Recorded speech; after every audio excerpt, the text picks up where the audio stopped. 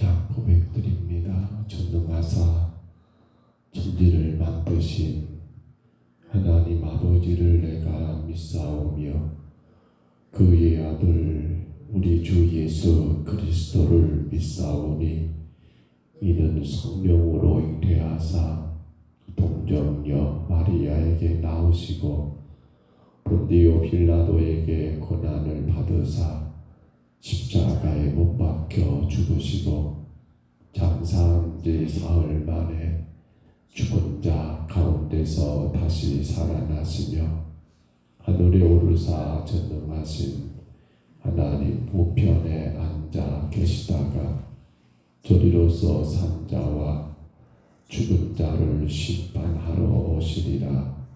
성령을 믿사오며 거룩한 공회와 성도가 서로 교통하는 것과 죄를 사하여 주시는 것과 몸이 다시 사는 것과 영원히 사는 것을 믿사옵나이다. 아멘. 우리 찬송가 341장 찬송가 341장입니다.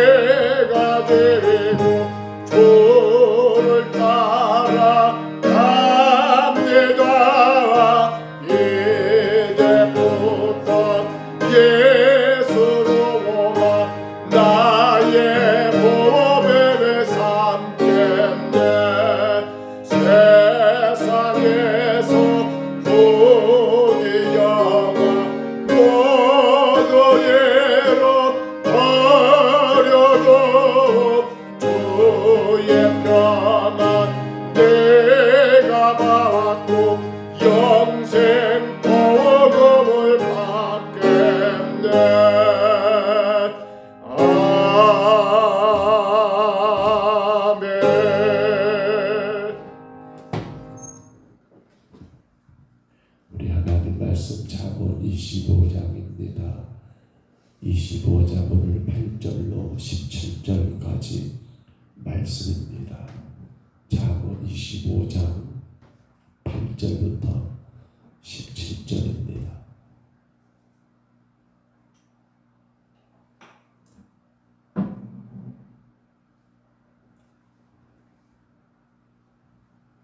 잠언 25장 8절로 17절까지 말씀.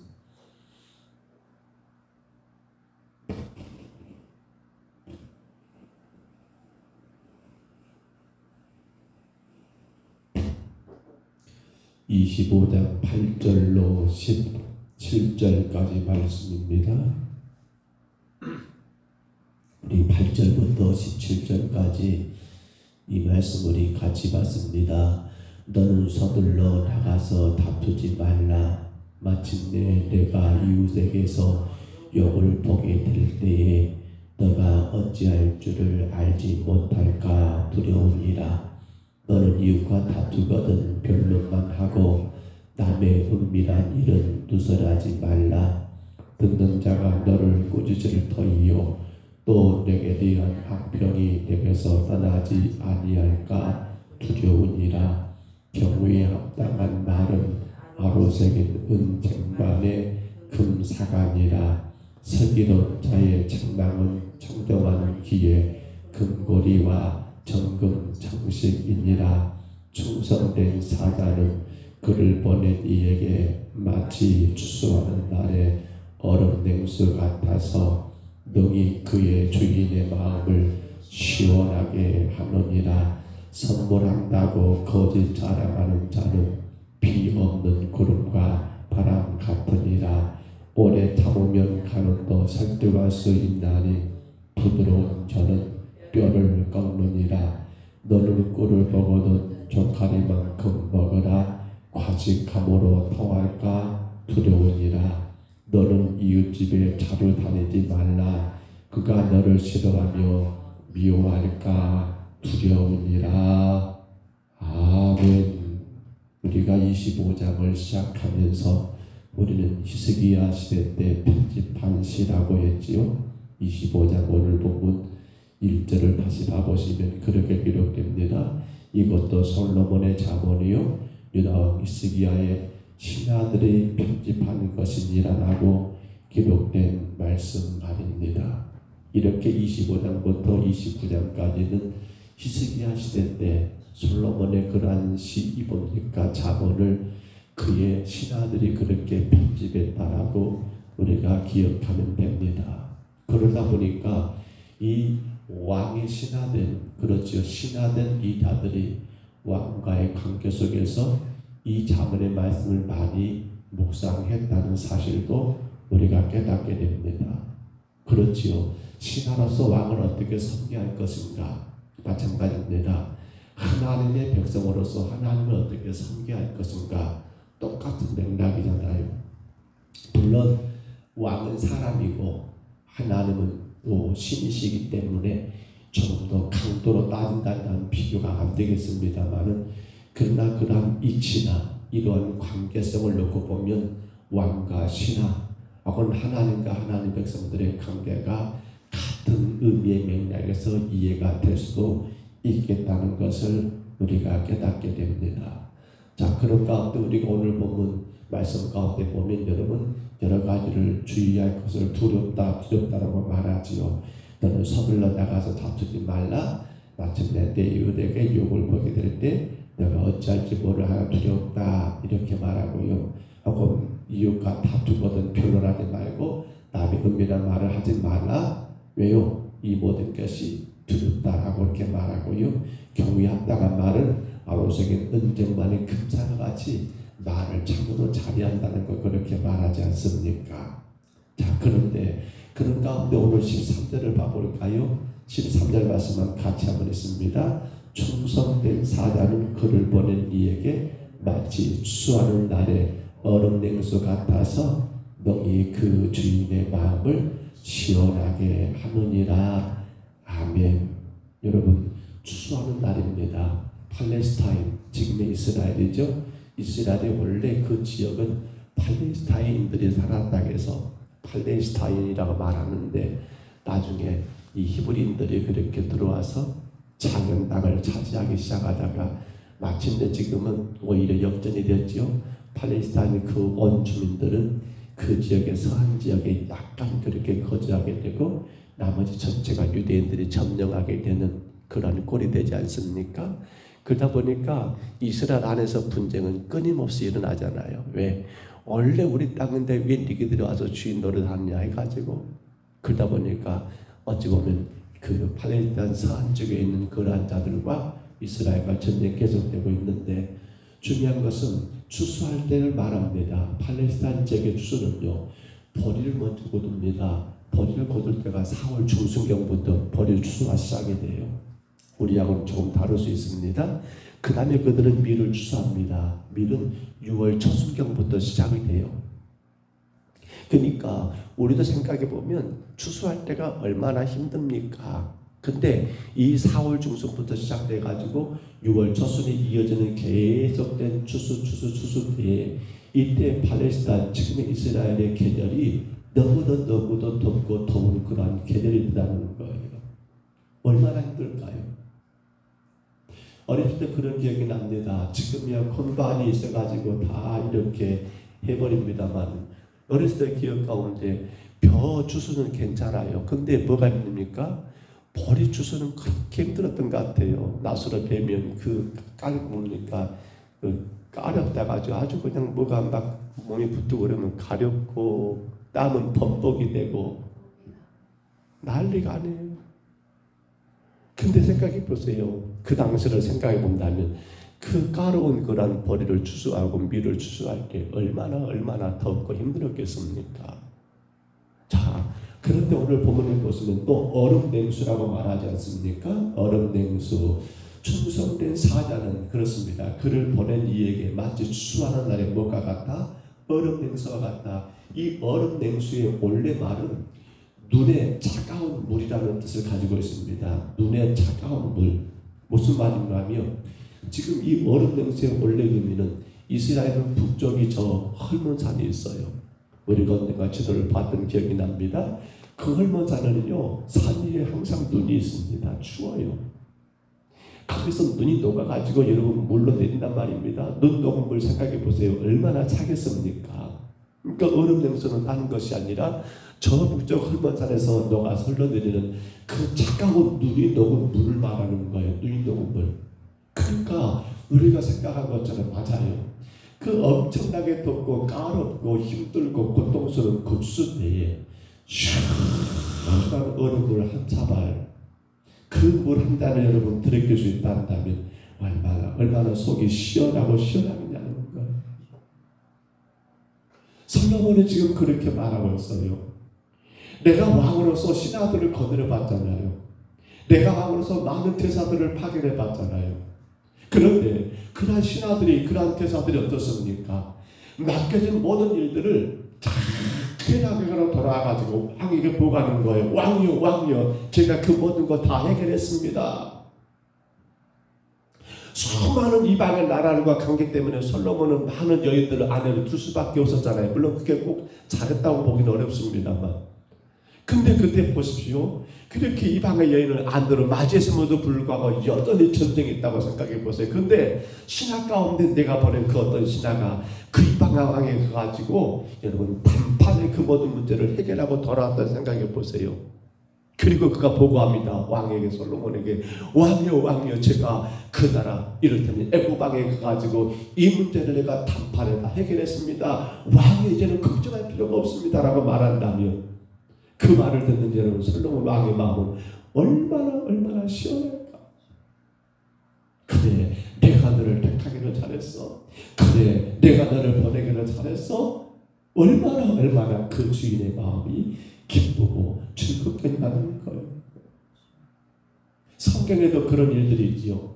여러분 아브라함이 그의 아들 이삭을 위해서 며느리감을 찾습니다. 그때 엘리에셀이라는 그의 몸종을 보내잖아요. 늙은 종이에요. 어디로 보냅니까? 아브라함의 본래 고향으로 보냅니다. 그리고 거기에서 아내감을 찾아오게 하지요. 늙은 종이 여러분 찾으러 갑니다. 그리고는 마침 누굴 찾아옵니까? 리브가라고 하는 아브라함의 며느리감을 찾아왔을 때 생각해 보세요. 멀고도 먼 길을 가가지고 아브라함이 원했던 그 친족 가운데 며느리감을 데리고 왔을 때 아브라함은 그 엘리에셀을 바라보며 얼마나 마음이 기쁘고 즐거웠을까. 모세를 생각해 보세요. 애굽에서 고통당하는 이스라엘 백성들을 하나님이 건져내시고자 그를 호렙산에서 부르셨잖아요. 그때마다 모세는 아직 내가 아니다라고, 제가 어떻게 그러니 하느라고 자꾸만 뒷걸음질 쳤지만 마침내 하나님이 그를 부르시니까 그가 모든 거 내려놓고 결국 그 강팍한 애굽방에 나가가지고 내 백성 내놓으라 하면서 마침내 그 백성들을 이끌고 여러분 애굽을 나와 홍해를 건너 광야에 이르러서 그 첫 번째 산이 무슨 산이었습니까? 우리 시내산이었잖아요. 시내산에 올라갔을 때 하나님이 그 모세를 바라보는 마음이 얼마나 기쁘고 즐거웠을까요? 우리가 여기서 한 가지 공통점이 뭡니까? 물론 이제 그 이후에 여호수아도 마찬가지고요, 다윗도 그렇고요, 또 수많은 선지자도 마찬가지고요, 엘리야며 이사야며 에레미야며 모든 충성된 전들을 보면 여러분 그들의 한 가지 공통점은 무엇입니까? 바로 충성된 사자란 말은 뭡니까? 내게 맡겨진 그 사명입니다. 사명은 우리가 원하고 원치 않는 것이 아닙니다. 우리의 기도와 만족이 아닙니다. 뭡니까? 나를 세우시고 나를 구원하시고 나를 보내신 그 하나님을 기쁘게 하는 게 사명 아닙니까? 그 사명을 다했던 그들에 대해서 하나님 얼마나 좋아하고 좋아하셨을까요? 마침내 신학에 넘어와서는 그 사명의 절정에 달합니다. 누구 말입니까? 예수 그리스도. 십자가에서 하나님이 이 땅에 여러분 모든 죄를 사하시는 그 사명을 완수하시는 주님, 우리가 지난날 들었잖아요. 다 이루었다 라고 고백하실 때 우리 하나님 얼마나 기쁘고 좋으셨을까요? 또 이제 그 남은 사명을 감당하고자 여러분 그렇게 핍박자 사울이 전도자 바울로 변화되어 땅끝까지 주의 이름을 증거하는 삶을 살았을 때 우리 하나님 얼마나 좋아하시고 좋아하셨을까요? 여러분 기억하십니까? 우리 예수님 십자가를 지시고 그 모든 걸 다 이루셨을 때 주님은 어디 계신 겁니까? 바로 하나님보다 우편이라는 그런 높은 자리로 허락하셨던 것 여러분 기억하십니까? 엘리야가 그 사명을 다 감당하고 여러분 죽지 않고 하늘로 올라가잖아요. 못 타고 올라가는 거예요. 불병거 타고 올라가는 그런 여러분 하나님이 그 모든 사명을 완수한 자들에 대한 그런 상을 기억하십니까? 우리 하나님 또 여러분 바울이 그 사명을 다 했을 때 하나님은 그에게 무슨 면류관이요? 의의 면류관을 예비하시며 여러분 그를 기쁘게 맞이하신 그 모습들을 기억하십니까? 그렇다면 나는 나의 구원자 되시는 나의 하나님께서 맡기신 그 사명, 나는 그분에게 추석 때에 얼음 냉수같이 그분의 마음을 시원하게 해주는 그러한 사명자가 되고 있다는 거예요. 예배가 시작하기 전에 처음에 찬송을 음악을 들었습니다. 그랬더니 내 주를 가까이 하게 하면 십자가진 같은 고생이다. 내 일생 소원은 늘 찬송하면서 주께로 나가기 원합니다. 이 찬송이 떨어지더라고요. 그러다가 좀 소리가 아닌 것 같아서 다시 바꿨습니다. 그분이 그 다음 찬송은 이제 복음성까지요. 아무것도 두려워하지 말라. 내가 뭡니까? 지키시리라. 놀라지 말라. 겁내지 마라. 내가 너와 함께하리라. 그런 찬양이 아니었습니까? 가만히 기도하면서 그런 생각이 들더라고요. 우리가 주님의 사명을 감당하는 건 십자가 지는 길입니다.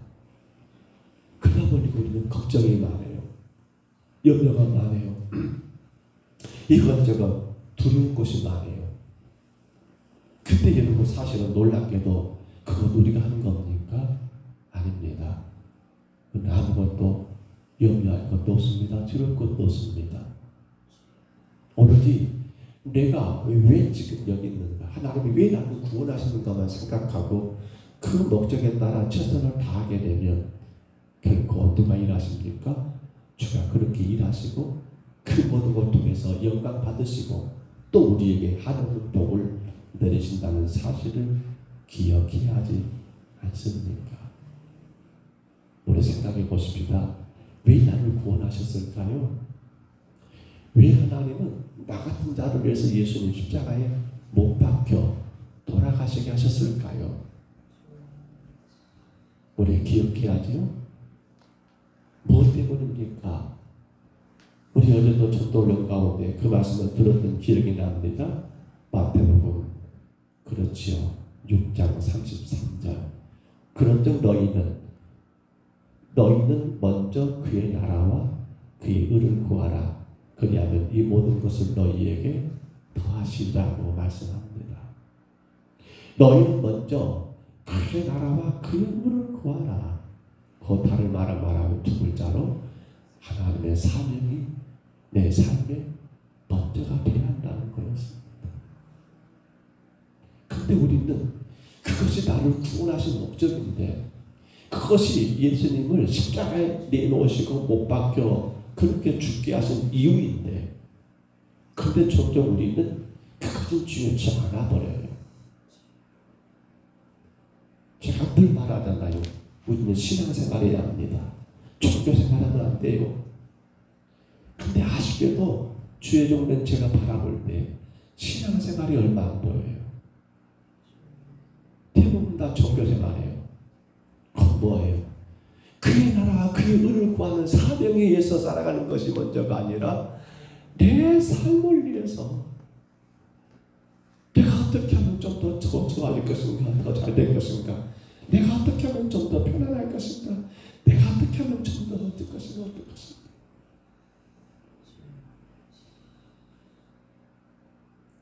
여전히 마음이 아파요. 그런 우리를 보면서 우리 하나님이 내가 정말 추울 때에 얼음 냉수같이 속이 시원하구나 그렇게 보실까요? 아니면 아이고 더워라, 아이고 더워라, 아이고 더워라, 더워라. 새벽에 그 올라오니까 에어컨 온도가 32도예요. 난리가 아니죠. 아직 좀 틀다가 꺼버려 좀 덥긴 덥습니다만 얼마나 하나님 깎아버릴까요? 아이고 더워라, 아이고 더워라, 아이고 속 터져, 아이고 속 터져, 아이고 속 터져, 속 터져.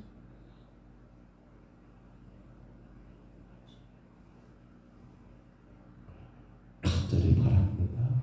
오늘 찬송가 341장을 선곡했습니다. 왜요? 십자가를 져야 합니다. 그래야만이 사명이 가능해요. 십자가가 없으니까 사명이 없어요. 십자가를 내가지고 주를 따라갑니다. 그게 사명이죠. 이제부터 예수로만 나의 법에 삼겠네. 그게 사명이죠. 세상에서 북의 영광 모두 잃어버린다 해도 주의 평안은 내가 받고 영생 복을 얻습니다. 누가 말입니까? 너희는 먼저 그의 나라와 그의 의를 구하는 자에게 말입니다. 오늘도 귀한 하루가 시작됐습니다. 사랑하는 성도 여러분, 사명으로 사십시다. 내게 가정을 주신 것도, 내게 자녀를 주신 것도, 내게 사업장과 직장과 농사를 주신 것도 여러분 오직 한 가지, 주님의 사명을 위한 겁니다. 열심히 이 무도에 우리가 땀 흘려 일해야 합니다. 힘써 내게 맡겨진 것들을 힘써 감당해야 합니다. 그러나 그것이 나의 만족과 나의 목적이 아니라 주님의 만족과 영광을 위해서 좀 함께 하지 않으실까요? 우리 삶에 여러 가지 소원들이 있을 거예요. 아직 해결되지 못한 많은 일들이 있을 거예요. 그러나 거기 우리가 붙들리고 거기에 매여버리는 신앙이 된다 한다면 어떻게 될까요? 우리 주인의 마음을 시원하게 하는 추수 때에 얼음 냉수와 같은 존재는 되지 못하는 거예요. 어떤 일을 하고 어떤 상황을 우리가 만난다 할지라도 우리는 오직 한 가지, 주가 나를 세우셨으니 이제 내가 십자가를 지고 주는 영광을 위해서 힘써 일하고, 그로 인하여 많은 것들을 얻었으면 좋겠고요, 많은 것들을 누렸으면 좋겠고요. 그런데 그 얻음도 그 누림도 결국 무엇을 위한 겁니까? 내 만족과 내 목적을 위한 게 아니라 주는 영광의 도구로 쓰여지기 위해서, 필요한 것 것들 주가 분명히 채우실 거고요. 있어야 할 것들 주가 분명히 있게 하실 거고요. 삶에 정말로 원하는 것들을 분명히 주가 이루지 않으실까요? 누구에게 말입니까? 사명을 위해 사는 바로 추수 때 누구 말입니까? 얼음 냉수와 같은 그러한 존재 말입니다. 주의 은혜가 오늘도 이와 같이 살고자 예수는 오늘 여러분의 삶 가운데 풍성하게 임하시기를 주의 이름으로 축복합니다. 주의 이름으로 축원합니다. 우리 하나님 아버지 은혜와 사랑을 감사합니다. 충성된 사자는 추수 때의 여름 냉수와 같이 얼음 냉수와 같이 그 주의